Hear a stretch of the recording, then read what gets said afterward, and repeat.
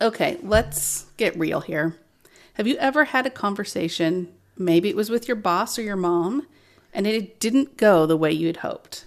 And later that night, 3 a.m, your brain just kept playing it back on a loop. What you said, what they said, what you should have said, what it probably meant. If that sounds familiar, you are in the right place today. Suzette is going to explain exactly what is happening in your brain when this is happening. And more importantly, how to make it freaking stop.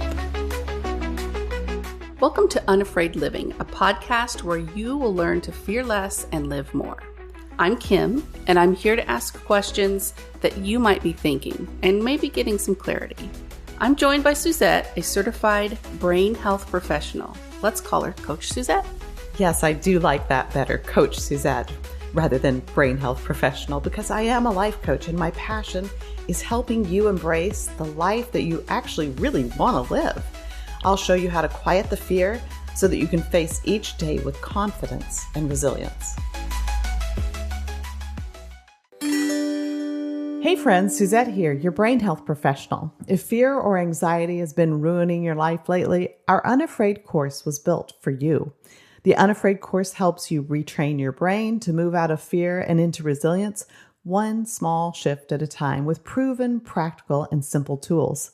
Affordable options let you work at your own pace or join me in our private community, all for less than most therapy sessions. No more excuses. Be your own advocate and sign up for the course at unafraidcourse.com to start rewiring your brain today. Welcome to Unafraid Living, episode number 17. This is the podcast where we dig into our brain science behind the things that trip us up and give us real tools to move forward. Across from me is the brilliant Coach Suzette Parker, the woman who makes neuroscience feel like a conversation with your smartest friend. That's so funny. Thank you, Kim. You're welcome. Everyone, I'm glad you're here. Kim, I love that you started with the 3 a.m. brain because I think every single person listening right now just nodded. Yes. I mean, literally, I couldn't think of something that would be more universal as an experience. But before we dive in, what do we actually call what's happening to our brain when this is happening to us? Well, there is a clinical term. It's rumination. But I like to think of it as your brain getting stuck in a loop. So people do call it in the psych world, looping thoughts. It's like a song that you can't turn off. You know, the song that never ends. Yeah. The earworm. It will go on and on. Yeah. Mm-hmm. And here's the thing people don't realize. Your brain is not doing this to torture you. It's actually trying to help you. Trying to help. I'm not sure I believe that because it does not feel like help in the middle of the night. I know. And that's exactly why we're going to unpack it today. All right. Okay, Suzette, walk us through this. We had a hard conversation with somebody. It's done and over. I said what I said. They said what they said. Why won't my brain just let it go? So what's happening here is that your brain is in that default mode network. Think of it as your brain's background program. It's the one that runs when you don't even know it's running.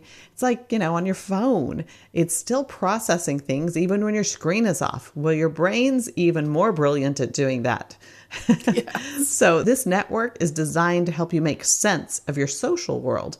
It replays experiences. It tries to understand what happened, and it tries to predict what's to come. It looks for patterns. So it's just running in the background over and over and over, looking for something and things to do. It's a query that's continuously running. And the reason that it keeps running that search is because it hasn't found a satisfying answer yet. Okay. So it just keeps going. And when a conversation ends in a way that feels unresolved, you're not sure where you stand. You don't know what the other person really meant. Maybe it even stung a little. You know, that second guessing about what you said? Yeah. Well, your brain flags it as incomplete or maybe hurtful, though you might know that the person wasn't trying to hurt you. They're on your team, but you can't understand what or why it happened. And incomplete data is a problem that your brain wants to solve. So it keeps going back to it, replaying it, analyzing it, trying to fill in the gaps. I remember the first time that I had this experience, and it haunted me for years. You do? Really? Yeah, I really do. I think I was maybe 9 years old. Literally, it was so many years that I remember. So we'd been down to Texas to visit my cousins, and I don't know if I actually remember what the conversation was about, or maybe I just don't want to tell you. But what I do remember very, very clearly is that we were all the cousins were together. We were upstairs in their house just talking. And my cousin Clark, I love him dearly, said something about me that just didn't hit right. Okay. It kind of stung or hurt my feelings. Whatever it was, I don't know. I'm not going to tell you now, but I distinctly remember those looping thoughts about it and wondering why I couldn't stop thinking about it. So I had the looping thought way back then when I was 9 years old. And then I realized this thought won't go away. I couldn't stop thinking about it. I don't think that unhelpful thought left me until we were at the same college together. That, wow. Yeah. Crazy, huh? Yeah, that is rumination to an extreme. What was that? Like 9 years of torture? Yes, it was. For real. I was like, half my life at that point. From Good 9 grief. to 18 is another 9 years. Oh, so that's literally your brain doing its job, trying to figure stuff out. Oh, yeah. Yeah. Your brain knows that there's something unfinished because it's learned your patterns. It knows that the situation matters to you. And boy, did it matter to me. And it was trying in a very inefficient way to protect me and prepare me for the next time the cousins were going to be together. The problem is that replaying that same incomplete loop, it doesn't actually give it any new data. It just reinforces the loop, which, by the way, is almost inevitably negative. Positive thought loops can happen, but they're almost always learned conscious responses or thoughts. So this is those neural ruts that we talked about in a previous episode. The more your thought repeats, the easier it becomes, and it makes that groove in your brain.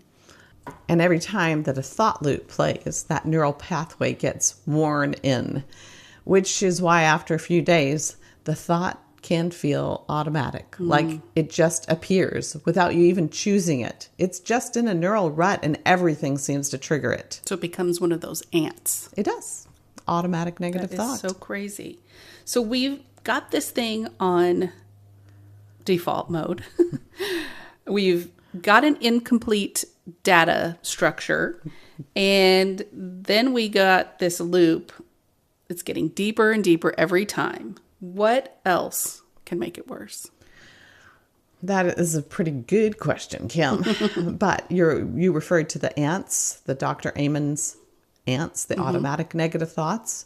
And when we're in a negative ruminating loop, there's two kinds of ants that tend to show up the most.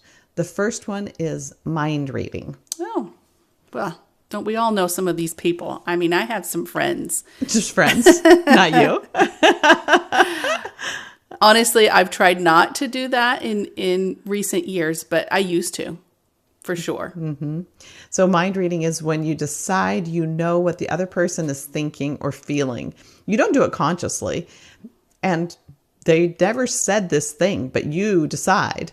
So, for instance, she seemed annoyed, so she must be angry at me. What did I do? He didn't respond the way that I expected. So he thinks I'm overreacting. Clearly, he thinks I'm overreacting. Your brain has to fill in the blank with worst case interpretation. And then it treats this thought as though it's fact. And then it starts to ruminate. Yeah. And it becomes a loop. So now we're just replaying what didn't even actually happen, something we made up. A version, yes, a version that we made up. And those loops are always subject to our negative interpretation. I just want to say that again, that these loops are negative and they're not real. a lot of the time. I would say a large percentage of the time. Okay. And the second and is fortune telling, predicting a negative outcome as if it's already decided, as if it's already happened. So for instance, the relationship that I'm in, we're never going to recover because we just had a really bad fight and said things we shouldn't have said. We can't recover from this. Or how about with a friend? She's going to tell everyone what I said, even though maybe she's always kept your secrets. It's this thing that's so vulnerable to you and you're freaked out that she's going to tell. But it's not true. She kept all your other secrets. Why wouldn't she keep this one? Or how about when it comes to work? What I just did is going to affect my job. Your brain starts treating these things as a fear. And it's a fear about the future as though it's already happened. Okay. It thinks it's real. Yeah. Yeah. Well, it does because that's what you're telling it. Right. Right. If you asked it, is it real? It would know it's not. But this is that subconscious behavior that your brain does and you're not aware of until you're aware. Right. Until you are. Yeah. You don't know what you don't know. You've heard that said. Right. And it's so true when it comes to these subconscious thoughts that haunt us. Right. You talk about the heart and the brain influencing the incoherence with each other. What's happening in the heart when there's this loop? Kim, that's a great question about your heart because your heart feels, right? That's your emotional center of gravity right there is your heart. And this is a really important piece. Nobody, hardly anybody, talks about the fact that your emotions can be measured electrically and they come from your heart, not your brain.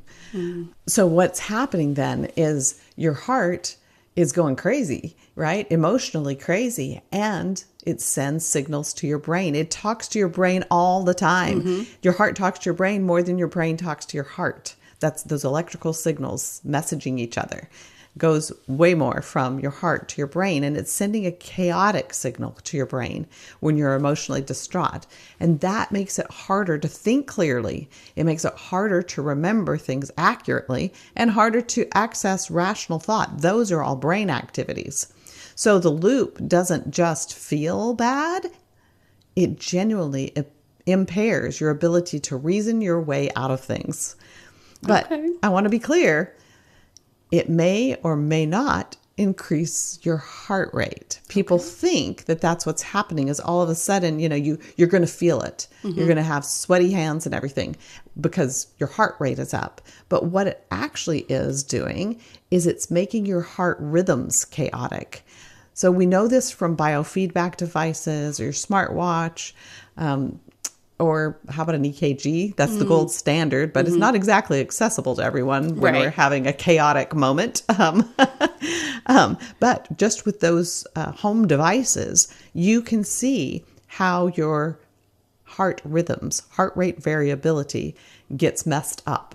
So is this why trying to think yourself out of this at 3 a.m., middle of the night, why it doesn't work? Yes, it is. And that's the tricky thing. Here again, we have a loop. It's a negative loop. And what we need to override the negative loop is a positive loop. Ah, gotcha. So I have done all of this. The mind reading, the fortune telling, the chaos loop going between my heart and my brain. What can I actually do? Like in the middle of the night, it's late, I can't sleep. The replay is going, what do I do other than get pissed off? Well, your body needs to calm down, right? Right. If you can calm your heart and your heart rhythms, then that helps you get stabilized because one thing affects the other. And to break the negative loop, you know what to do? Heart-focused breathing. Heart-focused breathing is key.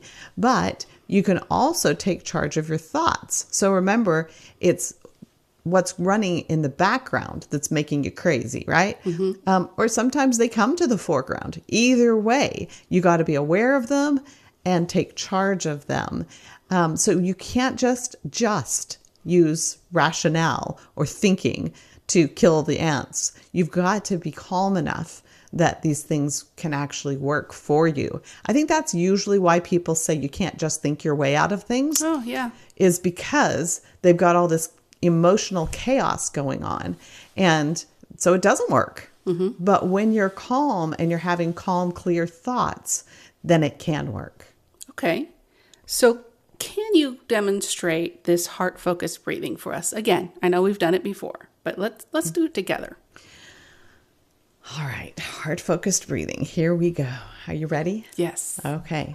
So this is something that you can do anytime, anywhere, because nobody has to know you're doing it.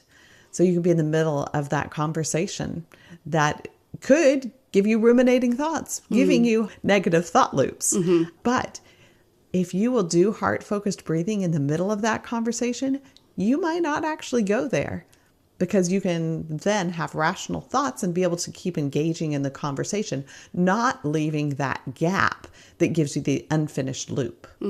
Okay. All right. For heart-focused breathing, this is how you do it. Shift your attention to the area around your heart. You can put your hand on your heart because that can help you stay focused. Now breathe a little slower and a little deeper than usual. In for about 5 seconds. And out for about 5 seconds. And as you breathe in and out a little slower and a little deeper than usual, I want you to bring to mind something that you're truly grateful for. Maybe a person, a pet, or anything that you love. This can be as simple as thinking of a person who loves you or a place that feels safe. You might want to repeat these words. So do it again. Shift your attention to the area of the heart. You can put your hand on your heart because it might help you stay focused. Now breathe in a little slower and a little deeper than usual. In for about 5 seconds and out for about 5 seconds. And as you breathe, but hang on, you don't need to count the seconds. Just in and out a little slower and a little deeper than usual.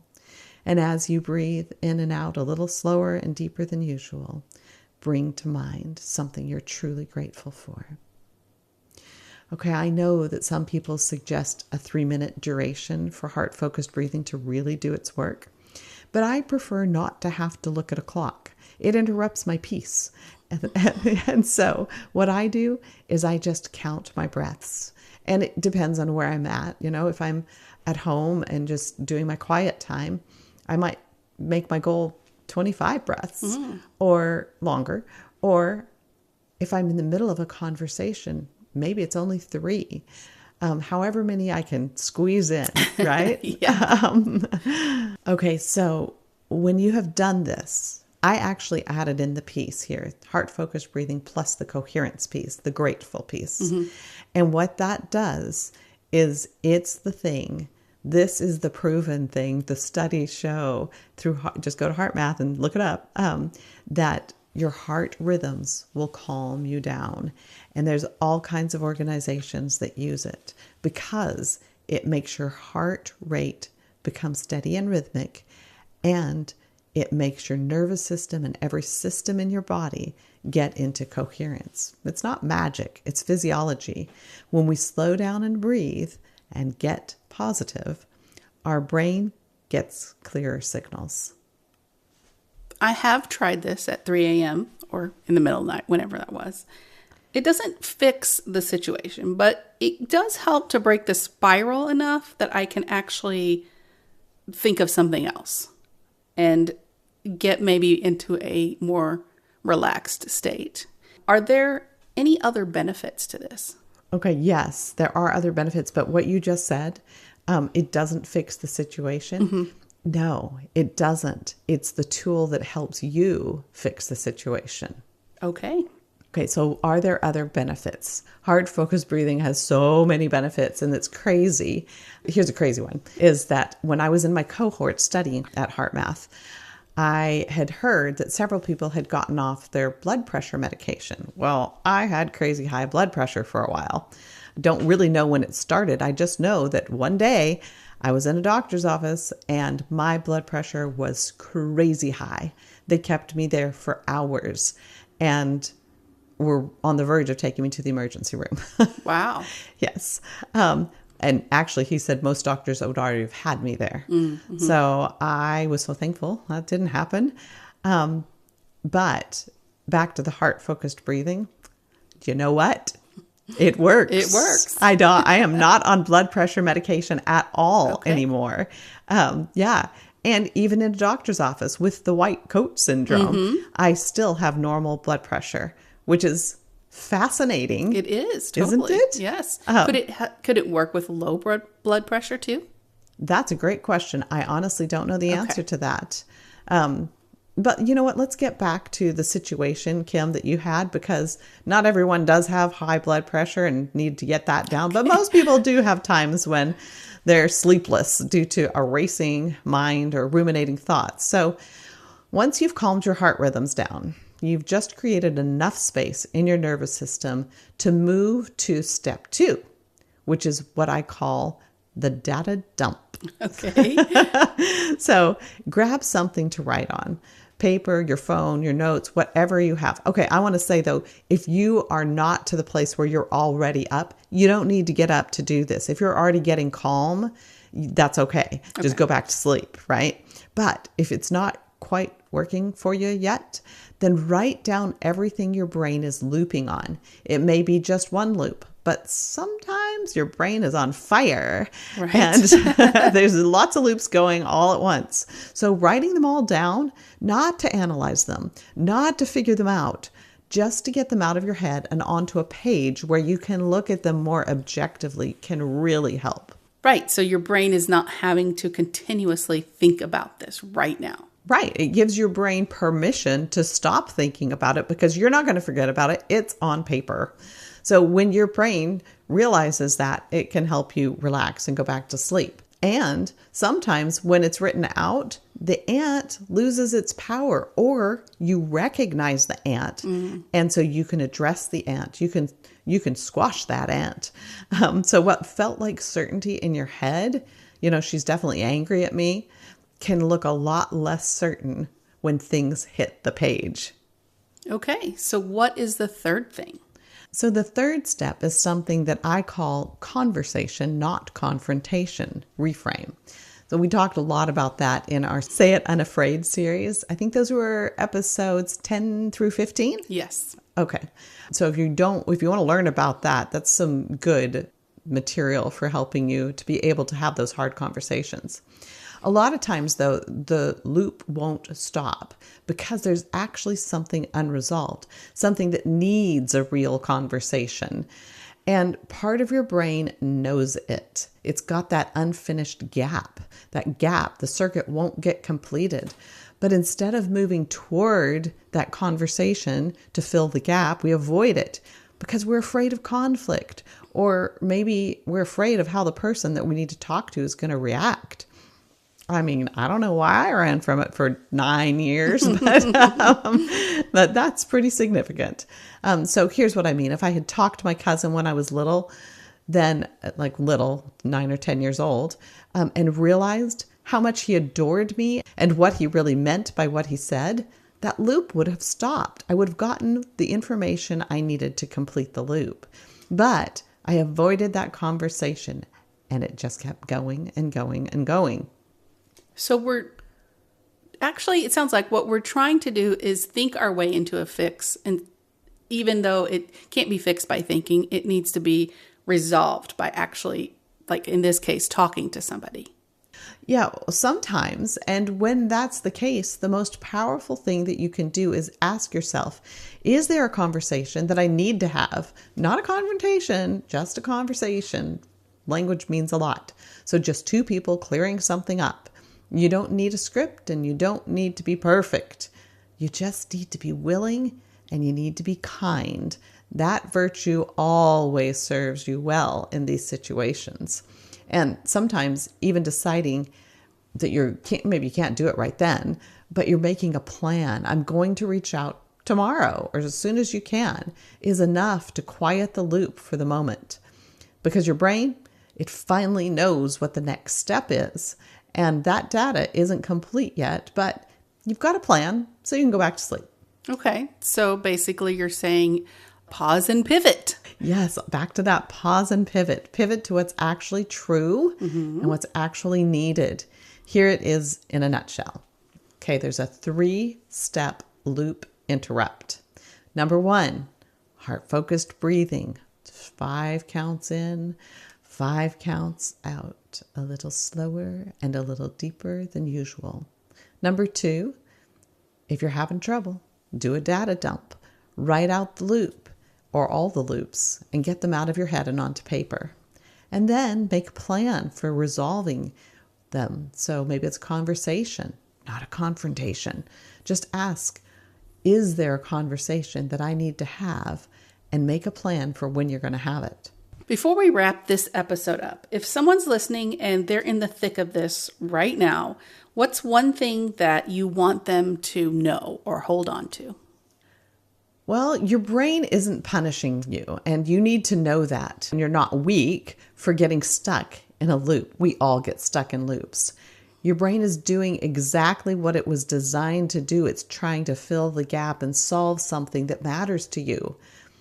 The problem is that replaying the same incomplete data over and over never gives the answer that we're looking for. So by calming your heart rhythms and developing new thought patterns, that's how you override the negative thought loop. But maybe I should simplify it to this. You are not your brain. You can teach it new patterns. I think I want to put that on a billboard somewhere, maybe multiple billboards. You are not your brain and you can teach it new patterns. Neuroplasticity, right? That's neuroplasticity. Thanks, Suzette, for this. I think this was very rich, and I know many people are going to get some help from this. And it might be one of those episodes that not only me and you, but many will listen to it over and over. Well, that's the goal. Listen once, practice the tools, and let your brain learn something new. Go back, listen again, because we have to practice things in order to do them well. So one step at a time, create the steady progress and lasting change. And before you go, if something in today's episode spoke to you, please subscribe, leave a review, or share it with somebody that you know who needs to hear it. You might just help someone change their life. Yes, sharing this information can change lives. So sharing it would be a gift. Thank you again for joining us. We hope you're walking away with something that helps you feel a little calmer, a little more confident, and a lot more free. And if you're ready to go beyond just listening and start living unafraid, come on over to the Unafraid course. You'll find all the details at unafraidcourse.com. Follow us wherever you listen to podcasts and on Instagram, Facebook, TikTok, and YouTube. And be sure to check out the show notes for any links.